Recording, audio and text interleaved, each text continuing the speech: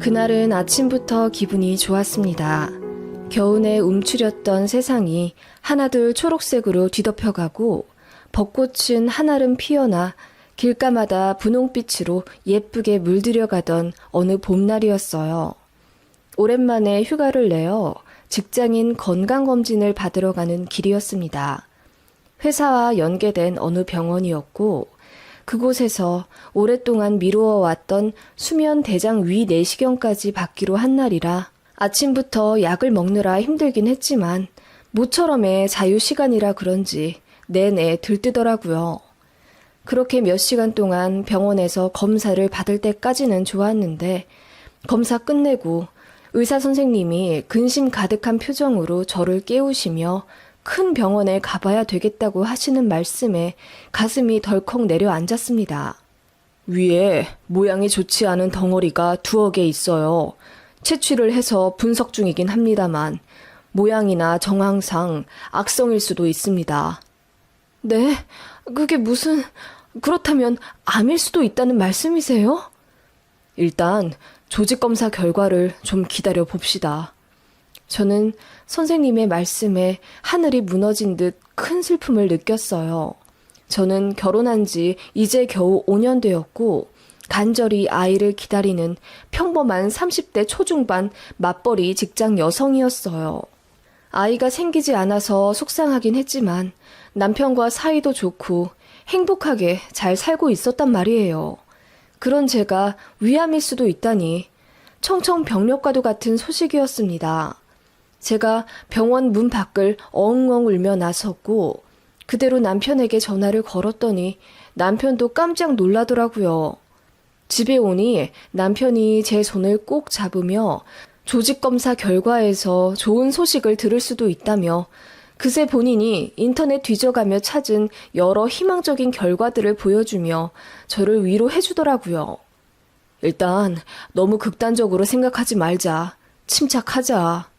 그러고 보니 남편은 이 최악의 상황에서도 울지 않고 냉정하고 이성적으로 행동하더라고요. 그 당시에는 정신이 없어서 몰랐는데 남편은 눈물 한 방울 흘리지 않고 태연히 저를 위로했었던 것 같습니다. 아직 100%도 아니라 결과가 뒤엎어질 수도 있다면서요. 저도 그렇게 되기만을 간절히 바랐습니다만 하늘도 무심하시지 병원에서 들은 결과는 저를 또다시 무너지게 만들었습니다. 암이 맞다고 하더라고요. 그것도 크기가 꽤 크고 여러 개라고. 당장 입원해서 전이 가능성 여부를 검사해야 하고 항암 치료를 할 것인지 수술을 할 것인지 여부도 빠른 시간 내로 결정해서 진행해야 한다고 하더군요.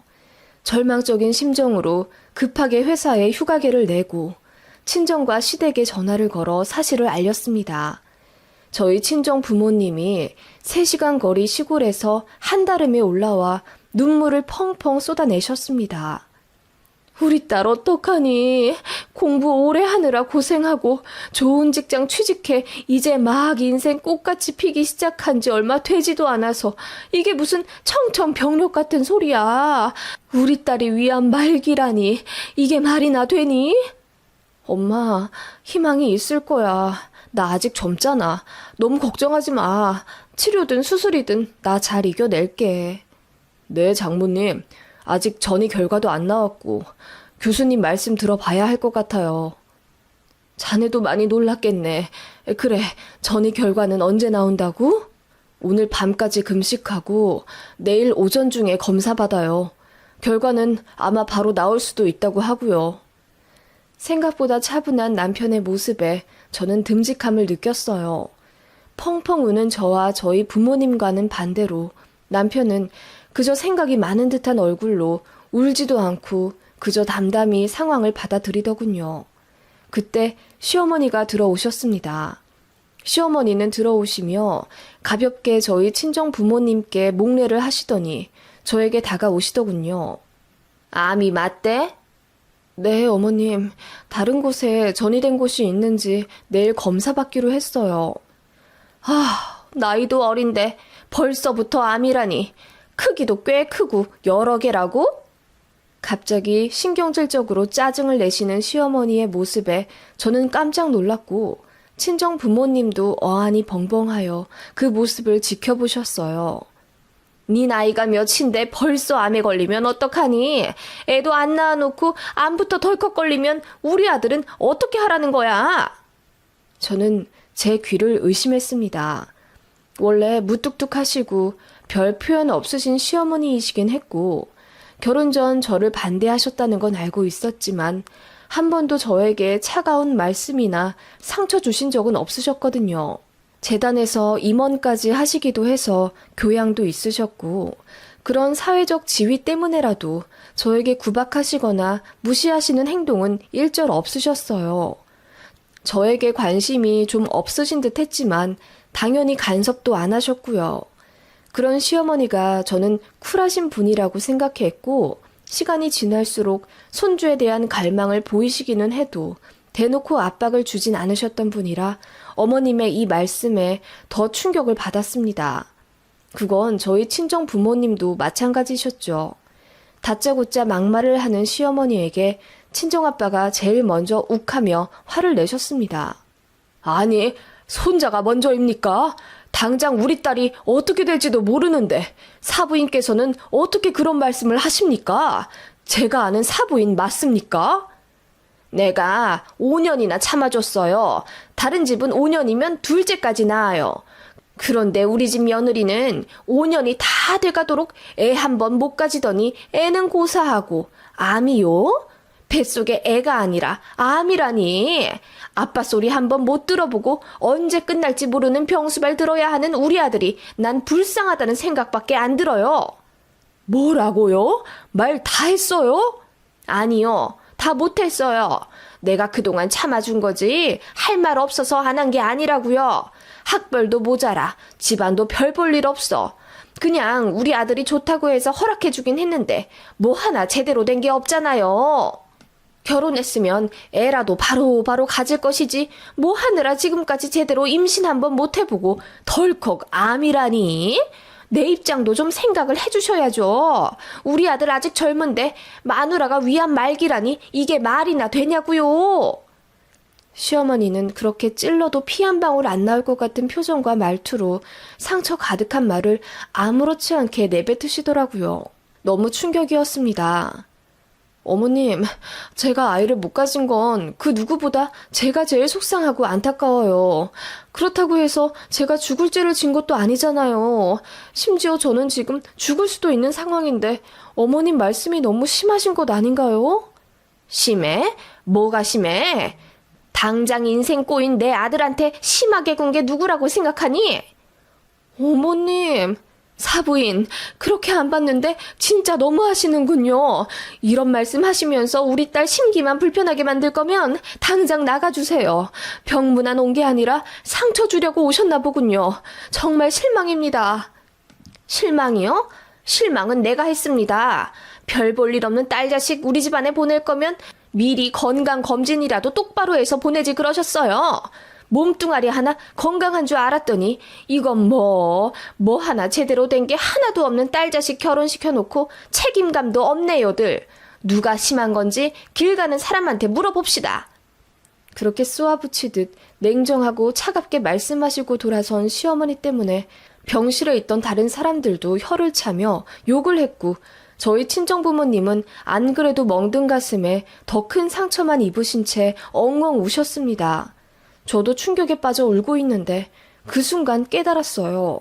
시어머니가 그런 막말을 하시는 동안 남편은 한마디의 제지도 하지 않고 옆에서 가만히 있었다는 겁니다. 이상한 생각이 들어 눈물 가득한 눈망울을 들어 남편을 바라보는데 남편은 그냥 생각 복잡하다는 식으로 인상을 잔뜩 찌푸린 채 창밖만 바라보더라고요. 저희 친정부모님이 목 놓아 우시고 저도 훌쩍거리고 있는데 단 한마디 죄송하다거나 마음을 달래는 말도 행동도 하지 않은 채 팔짱만 끼며 서 있었습니다. 시어머니 닮아 원래 이성적이고 냉철한 성격인 건 알고 있었는데 어떻게 이런 상황에서도 침착함을 유지할 수 있는 건지 게다가 본인 어머니가 그렇게 난장판을 만들어 놓은 상황인데 사과 한마디 안 하는 게 너무 화가 나더라고요. 여보, 어머님 정말 너무하신 거 아니야? 근데 더 실망인 건 당신은 어떻게 그 몇 분 동안 중재 한마디 안 하고 가만히 있어? 당신도 같은 생각이라는 거야?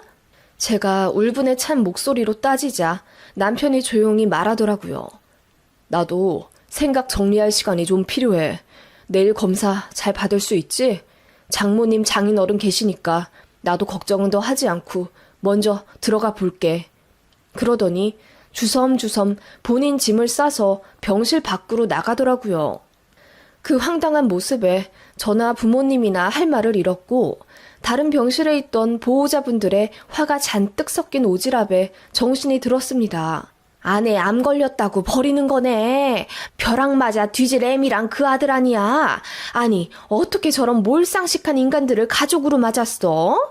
당장 며느리가 중내 사내 하는데 거기다 대고 뭐 애도 못 낳는데 암에 걸렸다고? 이건 사탄도 울고 가겠다 아주. 그러게 말이야. 친정 부모님 앞에서 어떻게 저래? 나는 듣도 보도 못했어. 세댁, 저런 쓰레기를 어디서 구한 거야? 웅성웅성 막장 드라마 보듯 하는 병실 사람들 앞에서 저와 친정 부모님은 결국 엉엉 울고 말았습니다. 그렇게 상처뿐인 시간을 보냈지만 어쨌든 전이 검사는 해야 하잖아요. 하늘이 두 번 무너지는 듯한 절망을 감싸 안고 검사에 임했습니다. 그리고 천만다행으로 전이는 없으며 항암치료 이전에 수술 먼저 진행하겠다는 담당 교수님의 소견으로 이튿날 바로 수술에 들어갔어요. 막상 개복하고 나니 암덩어리가 여러 개이긴 하지만 다 위치도 좋고 나중에 알게 된 사실이긴 하지만 여러 개 중에 악성은 단 2개뿐이었다네요. 나머지는 그냥 물혹 같은 거였답니다. 그 중에서 제일 걱정했던 크기가 컸던 덩어리는 다행히 악성이 아니었죠. 암은 맞았지만 일부 오진도 있었던 거예요.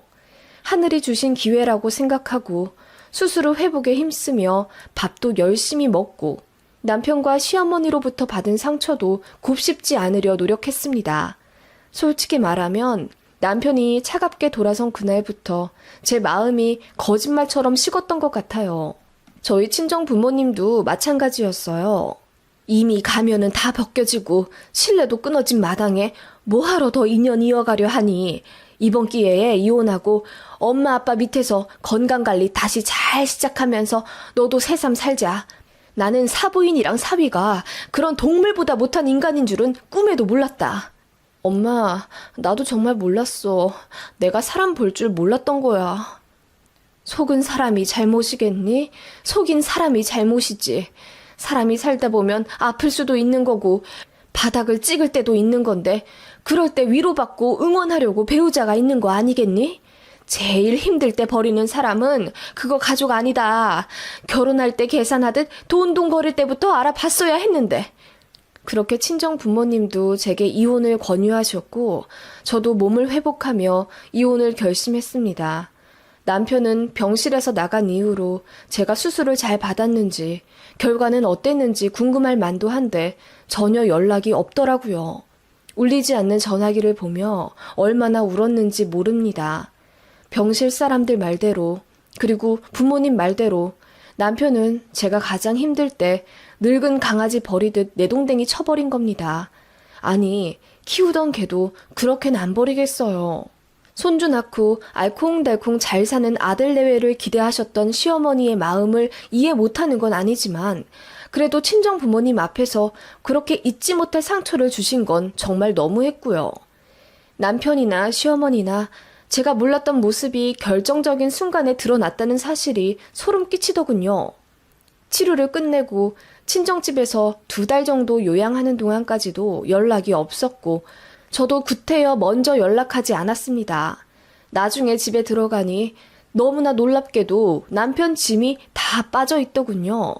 어이가 없어서 연락해보니 남편은 시댁에 들어가 산 지 1달이나 되었다더군요. 이쯤 되면 제가 아프길 기다렸던 건 아닐까 싶을 정도로 정 하나 안 남기고 도망가 버렸더라고요. 새삼 너무 충격이었고 악몽을 꾸는 건 아닐까 싶을 정도로 믿겨지지가 않았습니다. 제가 먼저 이혼하자고 했어요. 이 정도면 위자료 받고 이혼해도 모자랄 것 같다는 주변 사람들의 만류가 있었지만 솔직히 큰 수술 받고 나서 그런 일로 더 이상 골머리 쌓고 싶지 않더라고요. 그냥 그런 악마 같은 인간들과 빨리 정리하고 새 출발하고 싶었습니다.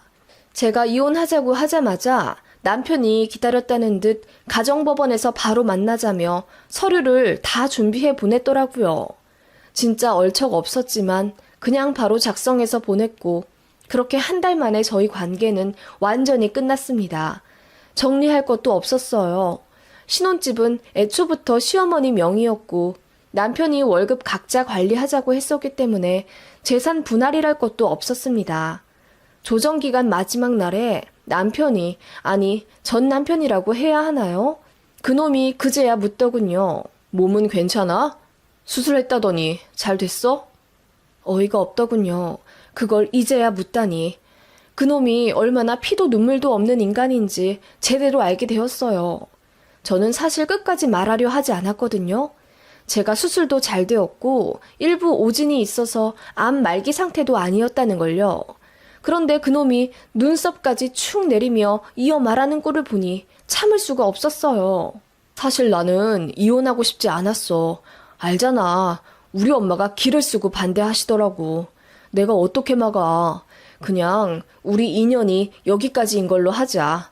나도 젊은 나이에 아픈 와이프한테 얽매여서 살기 싫고 따지고 보면 우리 같이 산 지도 겨우 5년밖에 안 되었고 사귄 거 다 포함해도 겨우 6년 알고 지낸 사이잖아. 그런 너에게 내가 헌신하며 인생 망치는 걸 너도 원치 않겠지? 나를 사랑했다면. 뭐? 너 정말 웃기다. 암이라는 소리에 기다렸다는 듯 이혼하자고 하는 인간은 세상에 너밖에 없을 거야. 너나 너네 엄마나 똑같아. 뭐? 엄마가 이혼하자고 해서 어쩔 수 없이 하는 거라고? 위선자, 미친놈, 꼴도 보기 싫어. 제가 욕을 퍼부으며 이어 말했어요. 나 수술 잘 됐고 위암 말기도 아니라더라. 일부 오진이었거든. 끝까지 말 안 하려다 너 위선 떠는 거 보니 꼭 말해야겠어. 이래나 저래나 너는 아픈 와이프 버린 비정한 놈인 건 달라지지 않는 사실이야. 뭐? 오진? 그러면 너 심각한 상황도 아니었던 거야? 심각하지 않은 건 아니지. 어쨌든 암덩어리가 있긴 했으니까. 지금은 멀쩡해. 앞으로도 멀쩡할 거고. 아니, 그걸 왜 이제야 말해. 아니, 누군들 이혼하고 싶었냐고. 네가 그 정도인 거 알았으면 절대 이혼 안 했어. 그제서야 얼굴이 시뻘개지며 고래고래 소리를 지르는 그놈이었습니다. 이성 잃은 건 그때 처음 봤네요. 저보고 사기꾼이네 뭐네 난리를 치길래 싸대기를 한 대 날려주었습니다. 어벙벙하게 바라보던 그놈 얼굴이 아직도 잊혀지지가 않네요. 아무튼 그렇게 다 끝났습니다. 저는 회사 조금 더 쉬다가 다시 나갔고요. 회사에 이혼한 사실도 숨기지 않았습니다. 어차피 업계가 좁아서 다 소문 날 것 같아서요. 그놈이랑 그놈 엄마가 전화와서 회사 사람들한테 사실대로 말하지 말라고 부탁하는 거 제가 씹고 전부 소문내 버렸습니다. 암이란 얘기 듣자마자 헌신짝 버리듯 버려버린 비정한 모자라고. 평판 순식간에 내리꽂더라고요. 아주 꼬셨어요.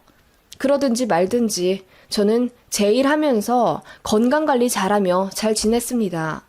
운동에 취미가 붙어서 필라테스며 요가며 제법 전문 과정도 밟아가며 열심히 했고 중간중간 연애도 조금씩 하면서 3년 정도 시간이 흘렀습니다. 그렇게 평화롭던 나날을 깨버린 건 그놈 엄마, 전 시어머니의 전화였습니다. 받지 않으려고 했는데 하루에 부재중을 2-3번은 남기더라고요. 짜증이 나서 확 받아버리니까 울부짖는 소리가 들리더군요. 너 때문에 우리 아들 인생 망했다. 크게 아픈 것도 아니었다면서. 그럴 거면 사람들한테 소문이나 내지 말 것이지. 네가 괜히 말도 안 되는 얘기 퍼뜨려서 우리 아들 혼삿길만 꽉 막히고 선이고 소개팅이고 하나도 못했다. 너 때문이야. 네가 책임져라. 네? 무슨 말도 안 되는 소리예요. 며느리 암 걸렸다는 얘기 듣자마자 이혼시킬 땐 언제고 이제 와서 책임지라고요? 진짜 철판 까셨어요, 얼굴에? 제가 필터링 없이 쏘아붙이자 전시무가 갑자기 엉엉 울며 이러더라고요. 우리 아들 좀 살려줘라. 얘기 못 들었니? 우리 아들 사고 난 거? 사고요? 무슨 사고요? 아니, 그리고 그걸 내가 왜 알아야 하는데요?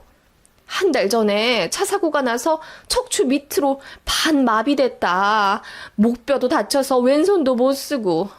너만 그렇게 우리 아들 천하의 못된 놈으로 소문내지만 않았더라면 지금쯤 다른 사람이랑 결혼해서 잘 먹고 잘 살 텐데 너 때문에 연애도 못하고 혼자 쓸쓸히 지내다가 바람 쐰다고 혼자 서해바다 가다가 그 사단이 난 거 아니야. 병간호 해줄 여자도 옆에 없고 우리 아들 어쩌냐? 응? 그렇게 한풀이 하듯이 저에게 울음을 토해내는 전 시어머니였습니다. 저는 정말 몰랐거든요. 근데 알고 보니 제 주변 회사 사람들 중에 일부 알고 있었더라고요. 그런데 얘기 들으면 제가 착잡해 할까봐 일부러 전하지 않았다고. 아무튼 전 시어머니는 그렇게 본인 아들 인생이 꼬여버린 걸 제 탓을 하면서 저더러 책임지라고 난리를 치더라고요. 급기야 다시 재혼해서 아들 병간호 좀 해달라. 본인은 당뇨 때문에 힘들어서 못한다. 아들이 저랑 헤어지고 식단 조절을 못해서 살이 엄청 쪘다며 본인이 감당이 안 된다 어쩐다 우시더라고요. 시아버지는 예전에 돌아가셔서 안 계시거든요. 전 남편도 외동이고. 전 시어머니 성격이 워낙 안 좋아 친척들이랑도 연락 끊기다시피 하며 왕래 없고 거의 혼자예요. 그런 입장에서 아들 몸도 그렇게 되고 혼삿길도 막혀 여자도 없으니 그 화풀이를 저한테 다 해버리는 겁니다. 제가 듣다 말했어요. 벌 받으신 거예요. 그러니까 아픈 며느리 버릴 생각 하지 마셨어야죠. 본인 아들이라고 백날 첫날 건강하고 돈 잘 벌 거라고 어찌 장담을 하셨어요? 그때 저 안 버리셨으면 지금쯤 당신 아들 옆에서 눈물 지으며 수발 들었겠죠. 당신이 다 자초한 거예요. 잘나고 소중한 아들 병수발 열심히 드세요. 그렇게 말했더니 소리를 질러가며 울부짖더라고요. 그냥 전화 끊었습니다. 말하고 나서도 솔직히 마음이 편치가 않았어요. 상황이 얼마나 안 좋은지 대강 짐작이 가더군요. 저도 완치 판정 받기 전이라 아직 조심하고 있는 상태라 더 신경 쓰기 싫어서 잊으려고는 하는데 솔직히 말해서 걱정 반, 시원한 반이네요. 아픈 와이프, 아픈 며느리 병수발 들까봐 도망가 버릴 땐 언제고 참 웃겨요. 그리고 한 번 철면피는 영원한 철면피라더니 본인 아들이 그렇게 다치니까 저더러 책임지라고 할 용기는 어떻게 나는 걸까요? 그런 사람들에게 제대로 속아 결혼했다는 게 제일 안타깝고요. 아무튼 저주하고 싶진 않지만 결국 뿌린 대로 거둔다는 게 맞긴 하나 봐요.